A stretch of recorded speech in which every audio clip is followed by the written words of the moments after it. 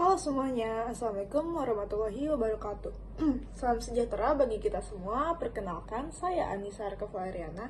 Dan pada kesempatan kali ini, saya akan membawakan materi tentang Cortex Sistem Direktorat Jenderal Pajak Indonesia, atau yang sering disebut sebagai Sistem Inti Administrasi Perpajakan atau SIAP. Kenapa ini penting? Karena sistem ini bukan sekedar aplikasi baru, tetapi merupakan revolusi dalam administrasi perpajakan di Indonesia. Cortex akan mengubah cara kita sebagai wajib pajak berinteraksi dengan DJP, sekaligus mengubah cara DJP atau Direktorat Jenderal Pajak tersebut mengelola perpajakan negara. Yang pertama, kita akan membahas tentang latar belakang pajak dan permasalahan sistem yang lama. Pajak merupakan salah satu sumber penerimaan terbesar negara yang digunakan untuk membiayai pembangunan nasional, penyediaan fasilitas umum, pendidikan, kesehatan, hingga infrastruktur. Di Indonesia, kontribusi pajak terhadap APBN atau anggaran pendapatan dan belanja negara mencapai lebih dari 70%. Artinya, keberhasilan pengelolaan pajak sangat menentukan kelangsungan pembangunan dan kesejahteraan masyarakat. Namun, dalam praktiknya, sistem administrasi perpajakan di Indonesia menghadapi berbagai permasalahan yang cukup kompleks, terutama saat masih menggunakan sistem lama yang terfragmentasi. Permasalahan sistem lama yaitu pramodernisasi pajak, antara lain itu sistemnya masih terpecah-pecah atau fragmented system. Sebelum adanya upaya modernisasi, DJP menggunakan banyak aplikasi yang berdiri sendiri-sendiri. Misalnya, seperti e-filing untuk lapor SPT, atau e-billing untuk bayar, atau e-form untuk familiar, dan e-registration untuk daftar NPWP, dan lain-lain, yang menyebabkan pengalaman pengguna tidak mulus dan tidak terintegrasi, sehingga wajib pajak harus mengingat banyak portal yang berbeda. Lalu yang kedua, ada beban administrasi manual yang tinggi. Dulu, proses pelaporan dan pembayaran pajak banyak dilakukan secara manual di kantor pelayanan pajak atau KPP. Wajib pajak sering mengantri panjang hanya untuk mengurus dokumen, mengisi formulir, atau sekedar minta konsultasi. Proses manual ini membuat pelayanan kurang efisien dan rawan kesalahan administrasi. Lalu yang ketiga, ada kurangnya transparansi dan monitoring. Dengan sistem lama, data perpajakan terbesar di berbagai aplikasi dan basis data. Hal ini menyulitkan DJP untuk melakukan pengawasan secara real time dan sering menimbulkan celah ketidakpaduan pajak. Akibatnya, potensi penerimaan pajak negara tidak termaksimalkan. Lalu yang keempat, ada masalah kapasitas sistem. Aplikasi lama sering mengalami overload, terutama menjelang batas waktu pelaporan SPT setahunan. Server juga sering down, aksesnya lambat dan membuat wajib pajak kesulitan melapor tepat waktu. Kondisi ini tentu menimbulkan keluhan luas di masyarakat dan mengurangi kepercayaannya terhadap pelayanan digital DJP ini. Lalu yang kelima, ada kesenjangan literasi digital masyarakat. Tidak semua wajib pajak terbiasa menggunakan aplikasi digital. Banyak juga masyarakat, terutama yang ada di dalam daerah, masih lebih memilih datang langsung ke kantor pajak. Hal ini menambah beban kerja pegawai pajak karena sistem digital belum sepenuhnya diterima masyarakat. Lalu yang keenam, ada keamanan data yang belum maksimal. Sistem lama memiliki standar keamanan data yang belum sekuat teknologi modern. Dengan meningkatnya ancaman cyber, DJP ini dituntut untuk memiliki sistem yang mampu menjaga kerahasiaan dan integritas data wajib pajak. Jadi pajak ini sebenarnya sebagai tulang punggung APBN Indonesia. Sistem lama itu terfragmentasi, manual, kurang efisien, rawan error, dan tidak transparan. Masyarakat juga sering mengeluh soal antrian panjang, server down, dan kerumitan prosedur. Kondisi ini mendorong pemerintah melalui DJP untuk melakukan modernisasi sistem perpajakan dengan menghadirkan layanan terpadu berbasis digital. Salah satunya melalui DJP online dan pengembangan Cortex System. Jadi latar belakang lahirnya Cortex System ini adalah karena sistem lama tidak memadai untuk mengelola administrasi pajak modern yang menuntut kecepatan, efisiensi, keamanan, dan integrasi data. Nah, sebelumnya kita harus mengetahui dulu nih, apa itu Cortex? Cortex System atau sering disebut Cortex Administration System adalah sebuah sistem inti administrasi perpajakan modern yang dikembangkan oleh Direktorat Jenderal Pajak atau DJP. Untuk menggantikan sistem yang lama yang sudah tidak memadai tentunya, sistem ini berperan sebagai otak utama atau mesin inti dari seluruh layanan perpajakan di Indonesia. Kalau sebelumnya setiap layanan pajak berdiri sendiri-sendiri, misalnya ada e-filing untuk lapor SPT, e-billing ya seperti yang tadi sudah saya sebutkan. Nah, maka dengan adanya Cortex System ini, semua layanan tersebut akan digabung menjadi satu platform terpadu yang modern, transparan, dan tentunya user-friendly. Dengan kata lain, Cortex ini adalah transformasi besar-besaran di bidang perpajakan Indonesia yang menandai peralihan dari sistem yang manual dan terfragmentasi menjadi sistem digital yang terintegrasi penuh. Selanjutnya kita langsung saja ke karakteristik dan fitur utama dari Cortex. Yang pertama ada dari sisi integrasi layanan pajak. Seluruh layanan perpajakan seperti pendaftaran NPWP, pelaporan SPT, pembayaran, dan serta konsultasi hingga pengawasan akan tersedia dalam satu sistem. Tidak ada lagi itu namanya perbedaan aplikasi terpisah seperti sekarang, semua sudah terhubung otomatis menjadi satu. Lalu selanjutnya ada single login system. Wajib pajak cukup memiliki satu akun saja untuk mengakses semua layanan. Hal ini mempermudah masyarakat karena tidak perlu mengingat banyak username dan password untuk layanan yang berbeda-beda. Lalu yang ketiga ini berbasis data terpadu. Cortex terkoneksi dengan database nasional lain, seperti Dukcapil atau data kependudukan dan KTP, perbankan, itu rekening dan transaksi keuangan, lalu instansi pemerintah dan swasta, data dan usaha, kepemilikan aset, dan lain-lainnya itu maksudnya. Nah, integrasi ini membuat data pajak lebih akurat, valid, dan transparan. Lalu yang keempat ada real-time processing. Setiap pelaporan, pembayaran, atau validasi data dapat diproses secara instan. Wajib pajak langsung mendapatkan bukti penerimaan elektronik atau BPE tanpa harus menunggu lama. Lalu yang kelima, keamanan data yang tinggi. Pajak memuat data sensitif sehingga Cortex dilengkapi dengan sistem cyber security berstandar internasional. Hal ini untuk melindungi dari ancaman peretasan, kebocoran data, maupun penyalahgunaan informasi.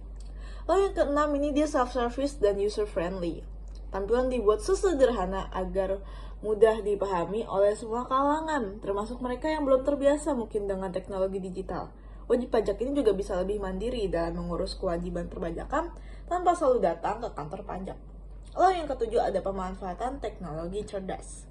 Cortex memanfaatkan data analytics, artificial intelligence, yaitu AI, dan machine learning.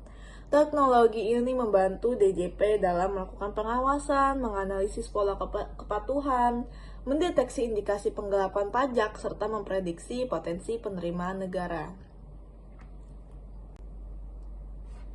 Lalu selanjutnya ada tujuan dari Cortex. Layanan e-filing dari DJP Online dibuat dengan tujuan utama, yaitu untuk meningkatkan kualitas pelayanan perpajakan dan mempermudah masyarakat dalam melaksanakan kewajiban membayar pajak. Secara lebih luas, tujuan ini mencakup beberapa aspek, seperti antara lain dia mempermudah wajib pajak dalam pelaporan. Jadi dengan adanya e-filing, masyarakat tidak lagi harus datang ke kantor pajak untuk melaporkan SPT. Prosesnya juga bisa dilakukan kapan saja dan di mana saja selama ada internet. Hal ini memberikan fleksibilitas tinggi bagi wajib pajak, terutama bagi mereka yang sibuk bekerja atau mungkin tinggal jauh dari kantor pajak. Lalu yang kedua, dia meningkatkan kepatuhan pajak. Salah satu kendala masyarakat dalam melaporkan pajak adalah karena prosesnya yang dianggap ribet dan memakan waktu. Dengan e-filing ini proses lebih sederhana, cepat, dan transparan, sehingga masyarakat terdorong untuk lebih taat melaporkan SPT tepat waktu. Lalu yang ketiga, dia itu mendukung digitalisasi layanan publik. Pemerintah Indonesia sedang mendorong transformasi digital di berbagai sektor termasuk perpajakan. Layanan ini adalah bagian dari strategi modernisasi sistem perpajakan untuk menuju pelayanan yang efisiensi, akuntabel, dan transparan. Lalu yang keempat, ide ini sangat mengurangi beban administrasi dan antrian di KPP. Dulu, saat pelaporan masih manual, kantor pajak masih sering dipenuhi wajib pajak menjelang tenggat waktu pelaporan SPT. Dengan e-filing ini maka sehingga jumlah kunjungan fisik berkurang signifikan. Sehingga pegawai pajak bisa lebih fokus pada pelayanan teknis lain. Lalu yang kelima, dia menyediakan bukti pelaporan yang sah dan aman. Jadi setelah melapor, sistem otomatis mengeluarkan bukti penerimaan elektronik yaitu BPE tadi ya. Dan yang mana hal ini menjamin wajib pajak memiliki arsip digital yang aman, tidak mudah hilang, dan bisa diakses kapan saja. Lalu yang keenam, dia mendukung transparansi dan akuntabilitas pajak. Jadi dengan sistem digital, proses pelaporan lebih jelas dan terdata. Hal ini membantu DJP dalam melakukan monitoring, evaluasi, dan pengawasan secara real time. Nah, jadi secara ringkasnya, tujuan e-filing ini bukan hanya sekedar mempermudah pelaporan pajak, tetapi juga mendorong kepatuhan masyarakat, memperkuat sistem digital pemerintah, mengurangi birokrasi manual, dan meningkatkan transparansi dalam pengelolaan pajak di Indonesia. Nah, sekarang kita langsung aja ke fitur dan fungsi dari Cortex. Nah, sekarang kita bahas aja langsung ya tentang rinci nih, tentang fitur-fitur utamanya Cortex dan juga fungsi masing-masing dari fitur tersebut. Yang pertama ada manajemen data dan pendaftaran wajib pajak. Fitur ini mengintegrasikan nomor induk kependudukan atau NIK dengan nomor pokok wajib pajak atau NPWP. Semua informasi teridentitas, alamat, pekerjaan, hingga status kependudukan langsung terhubung dengan database nasional. Fungsi utamanya yang memastikan bahwa setiap warga negara yang memenuhi syarat otomatis terdaftar sebagai wajib pajak. Lalu yang kedua ada pelaporan pajak atau SPT. Nah, wajib pajak ini tidak perlu lagi menginstal aplikasi terpisah seperti SPT. Semua pelaporan SPT, baik SPT tahunan maupun SPT masa, dilakukan langsung di portal Cortex. Lalu selanjutnya ada fitur pre-filled form, atau artinya sebagian data sudah otomatis terisi dari data transaksi wajib pajak yang ada di sistem. Fungsinya yaitu mempermudah pelaporan, mengurangi kesalahan input, dan meningkatkan kepatuhan. Lalu yang ketiga ada pembayaran pajak atau e-billing baru. Cortex menyediakan sistem pembuatan kode billing otomatis. Jadi terintegrasi dengan berbagai kanal pembayaran seperti vintage hingga mobile banking. Fungsinya memastikan pembayaran lebih cepat, aman, dan bisa dilacak secara real time sehingga jadi lebih efisien. Lalu yang keempat ada manajemen faktur dan bukti potong elektronik. E-faktur dan e-bupot kini digabung dalam Cortex. Wajib pajak badan bisa membuat faktur pajak dan bukti potong langsung di sistem. Lalu selanjutnya kita ke tahapan implementasinya di Indonesia. Pembangunan Cortex ini di Indonesia berjalan melalui beberapa fase. Yaitu yang pertama dari 2018 ke 2020 itu baru perencanaan, desain sistem, dan pemilihan vendor. Lalu 2021 ke 2023-nya yaitu pembangunan sistem dan integrasi awal. Lalu 2024 itu uji coba sistem terbatas di lingkungan DJP. Lalu 2025 sampai 2026 ini udah di tahap implementasi untuk semua wajib pajak. Jadi saat ini kita berada di masa transisi menuju penerapan penuh. Lalu manfaat Cortex juga antara lain untuk bagi wajib pajak. Ini semua layanan di satu portal lebih cepat, transparan, dan mudah dipahami. Terus lebih sedikit juga kesalahan dari administrasi. Juga untuk bagi DJP, database-nya tunggal. Analisis data juga lebih akurat, efisiensi kerjanya juga lebih tinggi. Untuk bagi negara, penerimaan pajak lebih optimal, pengawasannya lebih kuat, dan digitalisasi pelayanan publik semakin nyata. Tapi tentu, DJP ini ada tantangan dan kendalanya tersendiri. Meskipun layanan perpajakan digital seperti e-filing dan nantinya Cortex System membawa banyak kemudahan, dalam implementasinya tetap ada sejumlah tantangan yang harus dihadapi. Tantangan ini muncul baik dari sisi teknis, sumber daya manusia, maupun budaya masyarakat. Antara lain itu dia yang pertama ada keterbatasan infrastruktur teknologinya, terus kapasitas dan stabilitas sistemnya, kesiapan sumber daya manusianya, juga keamanan data dan privasi, lalu perubahan kebiasaan dan budaya masyarakat, juga integrasi dengan sistem eksternal. Jadi tantangan terbesar ini bukan hanya soal teknologi, tetapi juga kesiapan masyarakat, pegawai pajak, dan infrastruktur pendukung.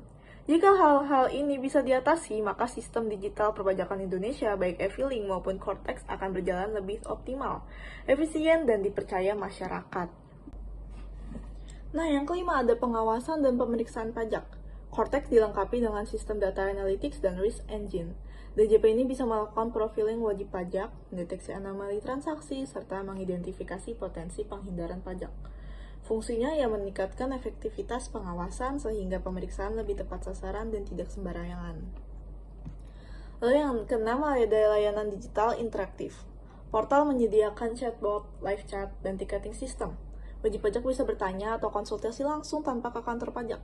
Fungsinya untuk meningkatkan kenyamanan dan mengurangi antrian di KPP. Lalu yang ketujuh ada proses sengketa, keberatan, dan banding online. Pengajuan keberatan, restitusi, hingga banding bisa dilakukan melalui portal. Semua dokumen bisa diunggah digital tanpa tatap muka. Fungsinya ini mempercepat penyelesaian sengketa dan meningkatkan transparansi proses hukum pajak. Lalu yang kedelapan, ada integrasi dengan sistem nasional. Cortex ini tidak berdiri sendiri, tetapi berhubung dengan sistem kependudukan atau Dukcapil, juga perbankan, dan bahkan sistem perdagangan. Lalu selanjutnya yang terakhir kita ada dari kekurangan sistem ini ya. Jadi, walaupun DJP ini punya peran yang besar, itu tentu punya kekurangan dan kelemahan yang paling sering disoroti, baik dari sisi internal maupun eksternal. Yang pertama ada birokrasi yang kompleks. Proses administrasi perpajakan kadang masih dianggap berbelit, terutama untuk masyarakat awam. Meski sudah ada digitalisasi, banyak wajib pajak yang masih kesulitan memahami prosedurnya. Lalu kedua itu kepatuhan pajaknya masih rendah. Tax ratio Indonesia relatif rendah dibanding negara lain. Banyak masyarakat yang belum sadar pentingnya pajak atau masih berusaha menghindari kewajiban pajak. Lalu yang ketiga, ini kasus korupsi dan integritas aparat seperti yang terjadi belakangan ini ya. Beberapa kasus korupsi di DJP ini mencoreng kepercayaan publik. Misalnya kasus penggelapan pajak atau gaya hidup mewah pejabat pajak. Hal ini membuat masyarakat ragu bahwa pajak benar-benar digunakan untuk kepentingan rakyat. Sosialisasinya juga kurang merata. Edukasi pajak ke masyarakat, terutama UMKM dan masyarakat desa masih terbatas. Akibatnya banyak wajib pajak dan yang tidak paham aturan terbaru atau cara pelaporan pajak yang benar. Lalu yang kelima juga ada kesenjangan teknologi. Walaupun sudah digital sistem DJP, ini kadang lambat atau error ketika digunakan secara massal. Jadi tidak semua wajib pajak melek teknologi, jadi sebagian tetap merasa kesulitan. Lalu yang terakhir itu ketergantungan pada pajak tertentu. Penerimaan negara masih banyak bergantung pada sektor tertentu, misalnya PPh Badan, dan PPN. Kalau sektor itu lesu, misalnya saat krisis, penerimaan pajak bisa turun drastis. Jadi singkatnya kekurangan DJP ada di birokrasi, integritas SDM, sistem digital yang belum sempurna. Nah, dari penjelasan tadi kita bisa simpulkan bahwa Cortex System adalah transformasi besar dalam administrasi perpajakan Indonesia. Dengan Cortex, wajib pajak akan menikmati kemudahan layanan, DJP memilih sistem yang lebih kuat, dan negara mendapat penerimaan pajak yang lebih optimal. Tentu masih ada tantangan yang harus dihadapi jika implementasinya berhasil. Cortex bisa menjadi salah satu sistem perpajakan yang paling modern di kawasan Asia. Nah, terima kasih semuanya atas perhatiannya. Semoga bermanfaat. Mohon maaf jika ada kesalahan kata, dan sampai jumpa di kesempatan berikutnya. Wassalamualaikum warahmatullahi wabarakatuh.